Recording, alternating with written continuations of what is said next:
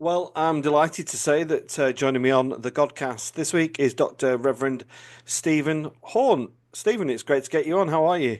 I'm very well, thank you, and it's wonderful to get on. It's particularly nice to be invited onto a podcast that I listen to. Oh, Uh, great. Oh, that's so great. yeah. When I got the message, I was ever so pleased. Well, Stephen, I don't want to undermine your position or who you are at all, but I've been very blessed. I've had some very famous people on. You might not be in the top 10, let's be honest. But tell the listeners about you. I mean, one of the joys for me is having people who perhaps aren't on a national level famous, Hmm. but have still got interesting stories. And when I saw your story, I was most interested. But tell us a bit about where you are and your role at the moment. Sure. So I do have a bit of an interesting story, and one day I think it might all go into another book. But the long and short of it, so my CV is that I was a landscape gardener from about the age of 14 or 15 after leaving school at a very early age. I eventually at some point went into the police and did some associated work with that afterwards. And at one point I decided I wanted to raise that glass ceiling, so I was going to go to university as a mature student and went on from there to study theology and religious studies, which wasn't easy because I only had two GCSEs to my name at the time. It turned out that academia was my thing. I should have maybe listened more at school. And I ended up walking out with a first class honours degree in theology, except I also walked out with a scholarship, which was amazing. So I was able to study and do a PhD. I did my PhD in a subject called traveller theology, which it's kind of what it says on the tin. If you think Roma, gypsies, travellers, often sort of for various reasons sort of get lumped together.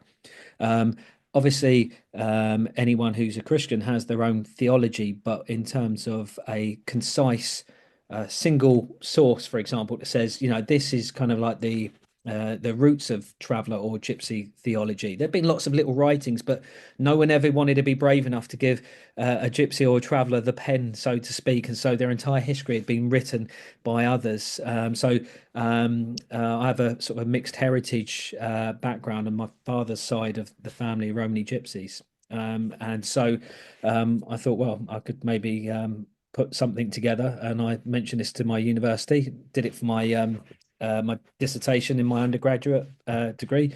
And they said afterwards, here you go, can you turn it into a PhD? And so it became the first traveller theology anywhere. And my little claim to fame is that I then became the first person of Romani Gypsy heritage in the UK, and currently I think the only person of Romani Gypsy heritage in the UK and possibly beyond to hold a PhD in theology. So you feel like you're breaking ground at times, but you also feel, it's like living on an island on your own. It's a bit of a castaway situation. So there's that side of things, and from there, I've gone into lay ministry and then went on for training towards ordained ministry. I studied at Ridley Hall in Cambridge and started my curacy last year. But I was also in the national press last year, as there's always another side to the story. But it's always nice when it's someone who's wearing a collar and you're in the national press for a good reason or something positive. And they caught wind of the fact that whilst I was doing my PhD and possibly a little bit beyond that as well, um, I was also wrestling in wrestling rings around the UK, doing some stuff in the US as well. Also, mostly being a referee, to be fair, but I was also wrestling, and it is what you're thinking of. Think the WWE, WWF, kind of over the top theatrics, still chairs, all of that kind of thing. So it's been an interesting ride. And people are thinking, well, why have you got this guy on? He's really dull. No, it's incredible. It's incredible, Stephen. There's so much there, isn't there? The first thing, what was it about school that kind of meant you left with two GCSEs? Because it sounds like you were quite naturally academic, but something's gone on at school. What's happened? Yeah, I mean, culturally for me, anyway, education in the typical sense that I say we, in a collective sense, in this country might understand education. We say education, we instantly think of school or university or college. Culturally, where I was from, that wasn't an education. My education was learning how to, um, you know, prepare a garden or something, build a patio or a wall or a water feature or something from scratch. I was out working on sites with my brothers from 13, 14 kind of thing. That was partly a response to the poverty that we were suffering as a family. So my brothers had moved out by this point, but my mum's single parent and um, absolute star, absolute star. And she did what she could, but obviously in those situations, we're talking like the days before certain assistance like universal credit, that sort of thing. There was, wasn't really much available at all. So it was really, really tough. And so if anything, I would be going, I could go to school and be hungry and not be able to concentrate for that and for various other reasons that would come along later on in life. But it was that, or I could go to work with my brothers for a day or two and actually have some food, and we could, I could support my mum as well in that respect. I mean, it goes all the way back. We were because of who my mum was perceived to be, and I should make I want to emphasize that my mum isn't a gypsy or traveller. But because of who we were perceived to be, there was lots and lots of trouble pretty much wherever we were living when I was very young. So we ended up actually staying at my granddad's, I'm going to say accommodation, when I was around about 5 or 6 before moving to a back to an estate again. So my granddad was in the military. So we had to effectively be homeless for a period of time before we could go and live with them. So it was a lot of unsettlement. School kind of like didn't seem a priority in that respect. It wasn't, and it wasn't in my vocabulary either. When I got to 18, I've got my best friend was going off to uni. A couple of other friends were going off to uni. I didn't even question what university was because I genuinely didn't know what a university was for or what it was about. I just knew that some of my friends were going off there. I was more interested in what I was looking at, like military, that kind of thing. So it was, yeah, it's, I mean, it's one of those eye openers thinking, 18, had no idea what uni was. 10 years later, I was in one and on my way to earning a doctorate. So. I think there's something for us all to learn in this, Stephen. I'm interested to know what your reflection of that time is, and I suppose from the outside looking in on a traveling community, maybe we see the community as a community that's not geared for academia, where reading and writing's not kind of um, in the market in the game really, and it's more about using creative ways of earning a living and making way and surviving a real kind of entrepreneurship, isn't there, in the traveling community? How do you reflect on it now? Now you're a grown man. Yeah, I mean, it's a tricky one. I mean, it is an evolving situation in many traveller communities, to be fair, and many Romany Gypsy communities. And I do want to sort of make that distinction. But there's many people with successful businesses. And we do have a certain amount of what we class as conventional education. Like I say, it's a changing situation where um, years ago, for example, you could go onto a site, and you've only got to have the tools to be able to do it, to be able to do whatever job it was you was doing. And then, of course, they brought in things like CSCS cards. And for those listeners who might not know what a CSCS card is, it's effectively it's a small license card which says you've done a certain amount of training. So you can go and work on a building site. It's like a safety card, effectively. It says that you're safe to work there. But of course, to be able to do that, you don't just get that. You've got to go through part of the education system. You've got to go through the college and things like that. And so, before there was no reward to going through that, or at least, not necessarily perceived to be. But now, there's certain red tape that has to be adhered to. So there are more and more gypsies and travellers going through the conventional education system. And I should point out that there is also a growing number of gypsies and travellers with degrees, with doctorates, in taking up, high professions, if we want to call it that, in this country. It's it's something I'm deeply passionate about because I've seen education from every I think pretty much from every angle, and I appreciate it. I appreciate I've got the The doctorate's up there, behind me. For those who aren't seeing this on screen, the doctorate's up there. But you know what? Just out of sight over there, I've got a picture of me and my brothers, and in another picture, I've got a picture of me and my best friends, and in another one, with me and all my family. And the best educations I've ever have come from them.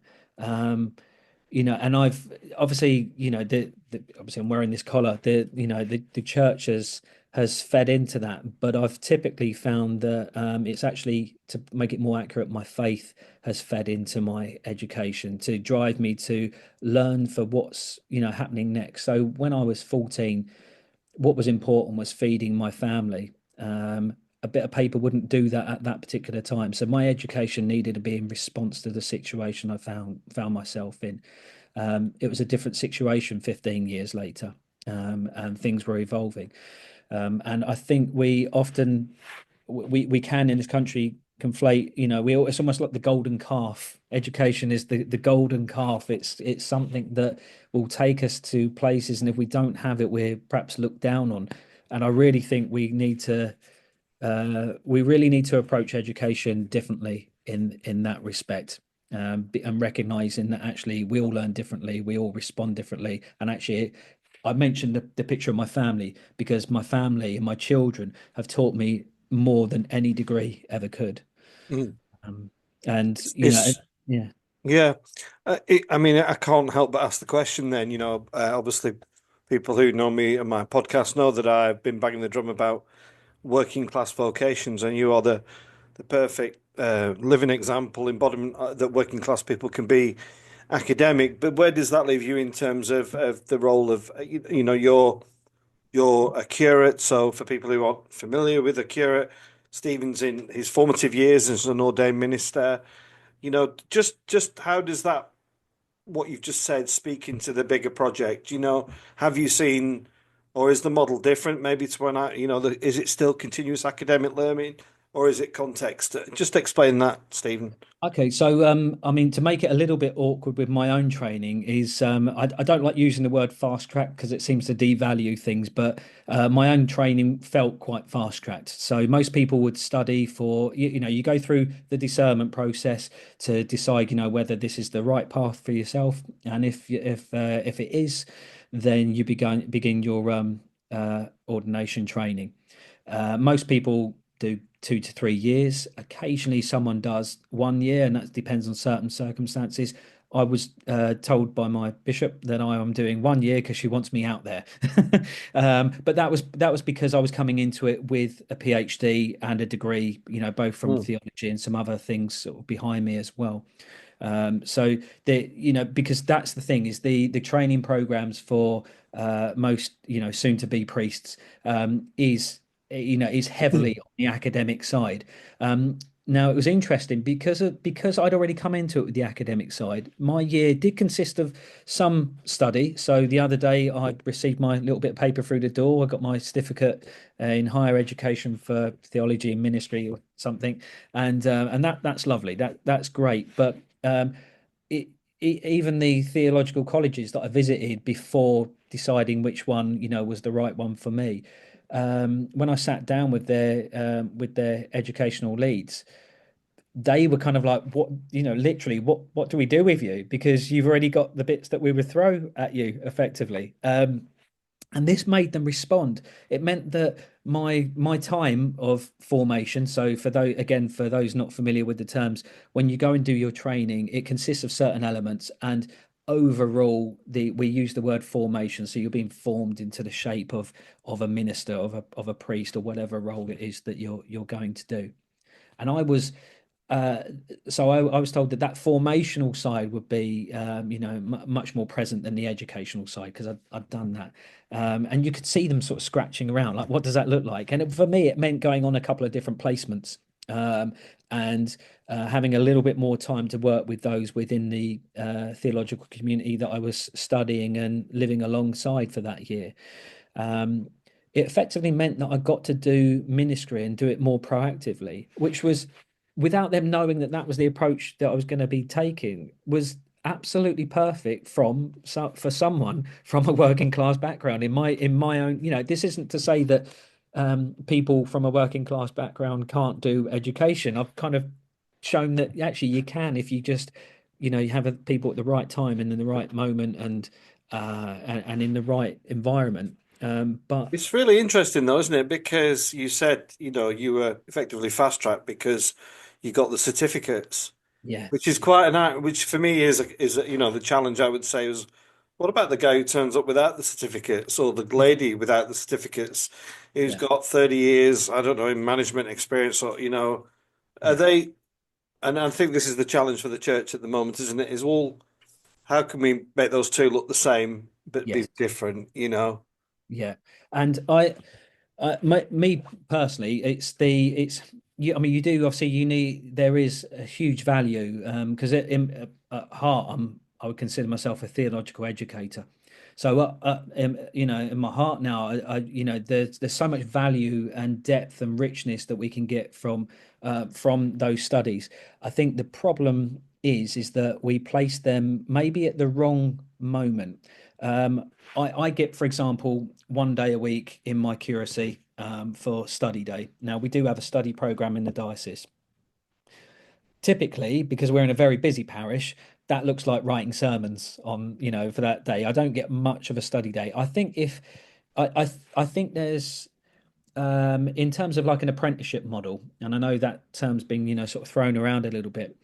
I think I got an incredible amount of value from doing the placements and the more practical side of things when I was doing my training than I did from the study. Now I had one of my modules was a self-directed study, which was great for me because I've done a lot of extensive research before. I knew how to lead my own study. I actually think that model, that type of education, could be adapted so that people can learn and study at their own pace, and then we can actually carry on that side. I know we call it IME2, which again, for those not listening, is your training sort of carries on whilst you do your curacy.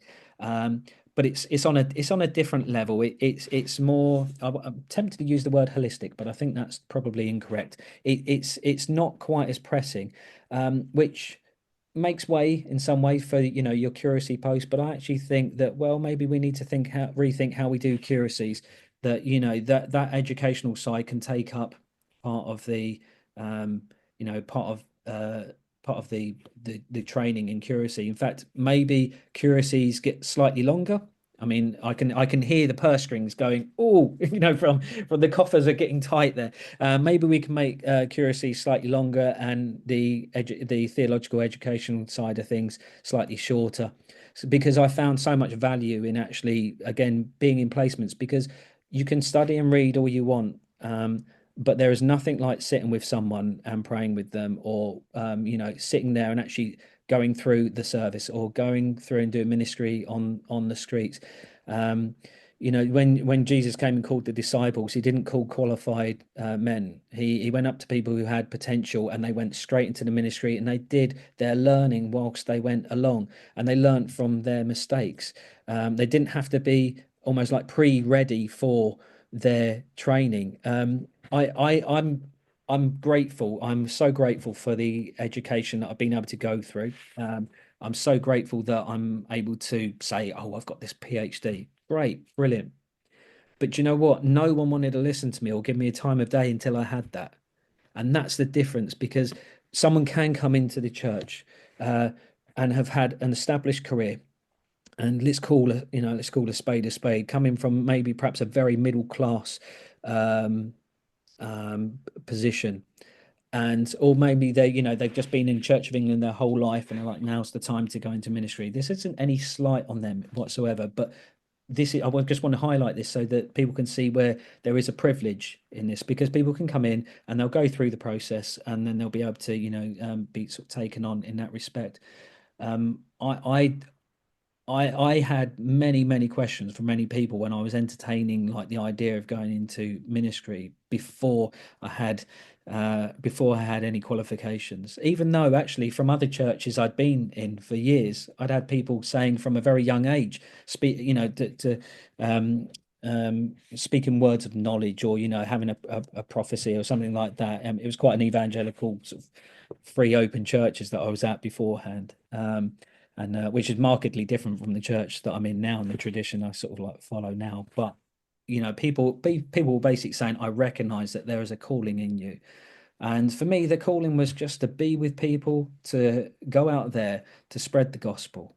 And the only people who would listen were in the churches I was in before. And then, of course, I encountered the beast that is the Church of England, and it was a whole different game. And people again, people aren't watching us on the camera.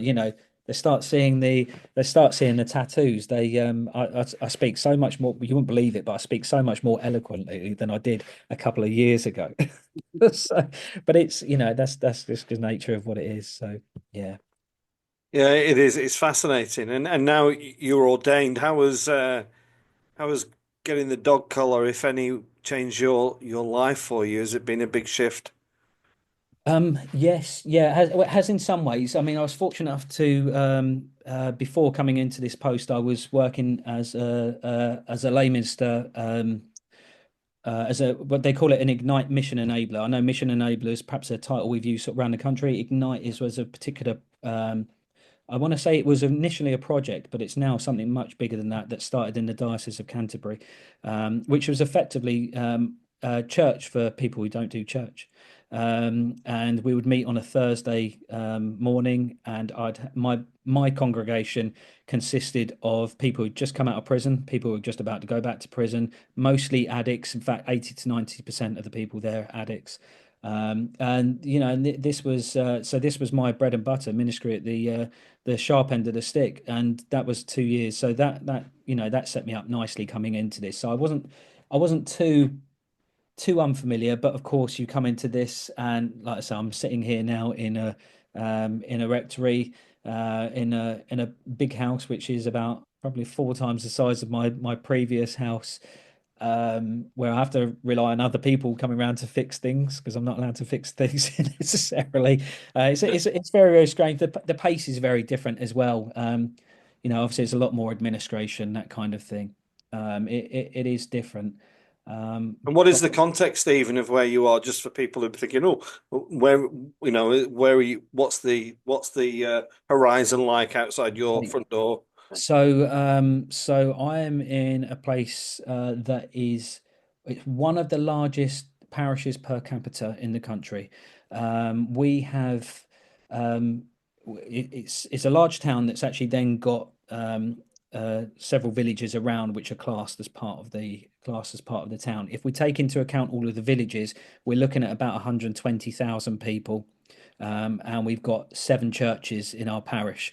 So that's a lot of people per church. Unfortunately, those numbers don't quite translate into the churches. And we're also kind of stuck in that position where this town is a third of this town, half of this town are extraordinarily wealthy. We're on the high speed link to London, so we get a lot of people commute, move here so they can commute into London each day. But there's also an awful lot of deprivation. One of the highest sort of poverty scales. Certainly, like I say, I'm down in Kent. Certainly down in Kent, one of the most impoverished areas as well. So it really affects a lot of things. I can look out my window now and I can see a couple of houses which I the people, they're doing all right for themselves. If I go literally a minute down the end of the street, there's an estate where there's an extraordinary amount of deprivation. Where are you, Steve? Where's the town? We're Ashford Town. Ashford, yeah. So the train station is Ashford International. We used to have the Eurostar turning up, but it doesn't do it anymore. Yeah, we're down in the Ashford Town parish. It's interesting now because there's quite a lot of people who know, a friend of mine is a guy called Luke Lorna who he lives in a works in an area that is reasonably affluent, but like yourself has got these pockets of poverty and deprivation, and it almost kind of it skews the actual reality of of what's going on and impacts their applications for grants and everything else. So there are some big challenges for the church in terms of tackling these kind of um, areas which are. I mean, we've got areas of wealth here, but predominantly we've got areas of poverty. Yeah? And Stephen, how do you as a new curate to the church, and like you say, we're in this beast of a machine, this huge institution that what you said at the beginning was so refreshing because how often do we get good news Church of England stories in the press? And in recent months and years, it's been, if it's not been safeguarding, then it's been the Archbishop of Canterbury. If it's not been that, it's been living in love and faith. Do you feel as a curate these are kind of things that you should engage with and your parish should engage with, or what's the parish view on this? Is it something that should be left to others? I mean, I have I wouldn't say the pleasure really, but I have the responsibility of being on General Synod, and then I do sometimes feel there are two parallel universes going on here. There's the politics going on at the highest level, and the reality in the parish is something very different. What's your thoughts? Yeah, I mean, I've worked in strategic management briefly beforehand, so I totally get the national perspective and how that's important to be looking out and be looking ahead to anticipate problems. So we're not so reactionary. But the problem is when these stories break in the news, or obviously when they're quite often misconstrued and misrepresented, actually it's the churches on the front line, the parishes like ours, have to, are forced to work in a reactionary way. We're scraping for details sometimes. You're hoping that someone's been watching Synod. Now, I do have an interest in that, so for my sins, I do sit there and watch Synod as I'm writing other sermons and what have you. But um, it's difficult. So, for example, some of the safeguarding issues that obviously arose recently. One of our churches many years ago had some issues with a safeguarding concern, and for the small congregation there, that obviously, like many other churches up and down the breadth of the country, that invoked memories and pain and hurt, and so we were forced to address that. And the trouble is, it's opening up an old wound, isn't it? When actually on the front line, our diocese has been doing some amazing work, in terms of safeguarding, and our parish is so hot on it. And our churches, I want to be able to say, as much confidence as I can, that they are really safe and welcoming, comfortable places, and not just physically, spiritually. And I think that's quite important because that element often gets neglected in these conversations. We focus sometimes on the grit and the sensationalism from the news stories, and that can distract us from, is there someone leading their church in a way that's really not spiritually helpful or healthy for people? So, but that we're able to keep, our fingers on the pulse there, and it can be, a struggle when you hear something breaking news, you're like, here we go again, and like we're going to have something else to deal with here. But I think also, we're all dealing with it as well when it affects things like numbers. And, it's not that you suddenly see 20 less people that week. But that it means you're probably not going to see 20 more people the next year. And so, I mean, there's what's the answer to that? I do believe in small changes, and that can make a huge difference, unless of course it's someone telling me to turn my light bulb off, and then China's admitting all of the pollution under the sun. It's different though for ministry, because I stand firm on the fact that if 12 people can change the entire course of history because of the words of one man, then what I say, what the minister down the road there says, what the next one says, what they do, there's more than 12 of us. And if they can change the world, and they didn't have the technology and the ways to communicate that we do, then we can change the world. And if God's involved, and God is involved, then it doesn't matter what decisions are made. It doesn't matter who's pulling the strings. It doesn't matter what the budgets are. If God wants to win, God's going to win. And I hold firm to that faith, because I know the God that I serve, because the God who I serve is the same God that spoke to me when I was 7 and 8 years old and I had no food, and I was crying because I was hungry, and I was hearing God's voice saying it's going to be okay. And then there would be meals turning up. I knew that every single part of every step that I'd gone through, that God turned up. And often it was never on my timing, but it was always on God's timing. And I realized that none of his timing, it never made sense. So the only option I had was to have faith, because what's the other option? You either dismiss God or you say, okay, well, I'm just going to keep believing. And so call me naive. I thought by this age I would have got here and said, you know what? I'm just going to be realistic about this. Revival isn't coming, blah, blah, blah. The rest of it, it's like, oh, but once you get hold of God, you really get hold of God and you touch Christ's hem. It's not just words. You cannot let go of that. And so I thank God that He has placed a fire in me, which is nothing but Him. Um, I can't ignore that. And so reactions to what goes on, it's like I said, we have to be reactionary most of the time. We can be proactive, in sense, going back to sort of what you were saying. So things like LLF. We are a huge parish. We've only got the 7 churches within the Ashford town parish itself, but we've got a very broad and diverse range of thoughts and feelings on different issues, and LLF is unsurprisingly one of those things where there's broad views on those issues. And again, it's like, people are just waiting for information sometimes. We can answer concerns, we can try and do what we can do, but there's only so much we can do when we're reliant on policy. So one thing we can always be in control of is how much we love on people, how much we declare Christ in the pulpit, how much we open those doors to people, and how much we serve the communities. Those things we can do, and I don't think there's much else that's really more important than those. Yeah, I think it's probably a good way to end the podcast, Stephen, because I don't think Jesus calls us to get churches full.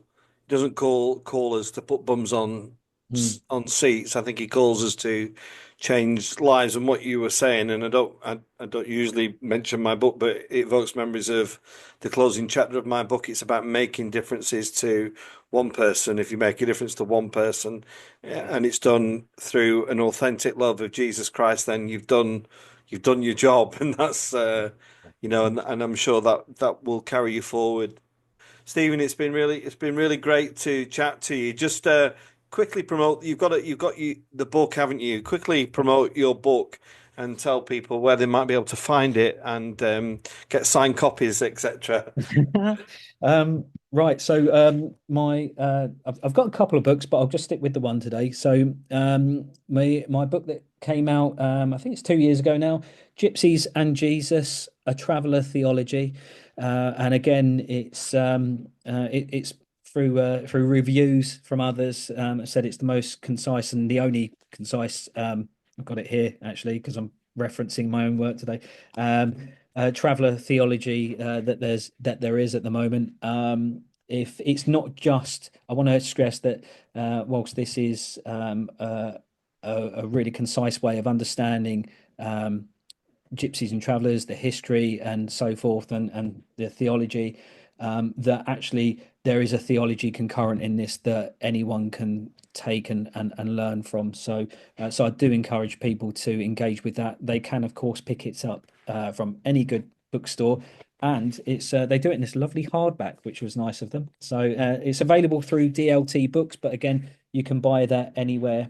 And I think the going rate for it at the moment is about £19.99 or something like that. So in terms of signed copies, um, invite me along to your church or your cathedral or your event, and as long as you pay my train fare, I'll bring some copies and they can have them.